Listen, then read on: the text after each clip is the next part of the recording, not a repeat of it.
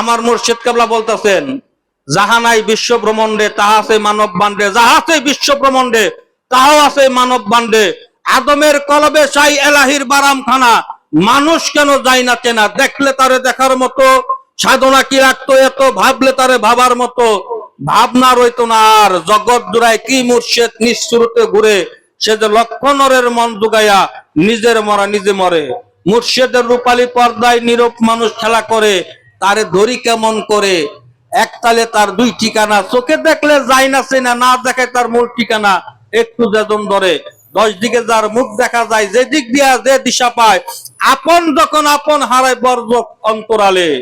কোন কালে তুই রসুল পাইলি, কোন কালে তুই মক্কা গেলি, অনুমানে সেজদা দিলি বর্তমান খুদারে। ডুবাও পাথর পানি বারে, পাথর কি পানি ধরে? পাথর হয়ে কিতাব পড়ে পাইলা না মাওলারে। নবী খুদা কেউ চিনি না, সম্পত্তি নয় যাবে কিনা।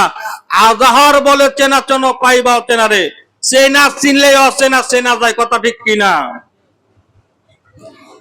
ও যার আপন খবর আপনার হয় না, ও যার আপন খবর আপনার হয় না, একবার আপনারে চিনতে পারলে রে, একবার আপনারে চিনতে পারলে রে, যাবে অচেনা রে চেনা, যাবে অচেনা রে চেনা। যার আপন খবর আপনার হয় না, ও যার আপন খবর আপনার হয় না। ও সাই নিকট হতে দূরে দেখা,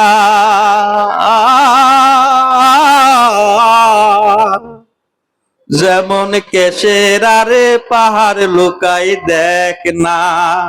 ও সাই নিকট হতে, এই যে নিকটে, নিকট হতে দূরে থাকা, কেশের আরে পাহাড় লুকায়। একটা চুলের আড়ালে একটা পাহাড় লুকায় থাকে, কন্যা সুবহানাল্লাহ। একটা চুলের আড়ালে একটা পাহাড় লুকায় থাকে। তোমার ভিতরে সমস্ত কিছু আছে, তোমার খবর নাই। তোমার খবর থাকবো কেমনে? তুমি তো চেতন না, তুমি তো অচেতন। এই অচেতন জন্যই তো তোমার জন্য চেতন মুর্শিদের দরকার, কথা ঠিক কিনা? চেতন মুর্শিদ পাওয়া ভার নসিবেতে মিলে যার, চেতন গুরুর সঙ্গ লয়ে খবর কর না পাই, কোথায় আছে দিল দরদি সাই। চক্ষু আদারে দিলেন দুকা, কেশের আরে পাহাড় লুকায়, কি রঙ্গসাই করতেছেন সে, কথা ঠিক কিনা? অতএব চেতন গুরুর সান্নিধ্য যাইতে হবে। চেতন গুরুর সোহবতে গেলেই আপনি চেনা মানুষটার যখন সোহবতে যাবেন, তখন অচেনা মানুষ, অচেনা বস্তুটা আপনি দেখতে পারবেন। এই জন্য যাহা নাই বিশ্ব ব্রহ্মাণ্ডে তাহা আছে মানব বান্ডে, যা আছে বিশ্ব ব্রহ্মাণ্ডে তাহা আছে মানব বান্ডে। আদমের কলবে সাই এলাহির বারামখানা, মানুষ কেন যায় না চেনা? সুবহানাল্লাহ।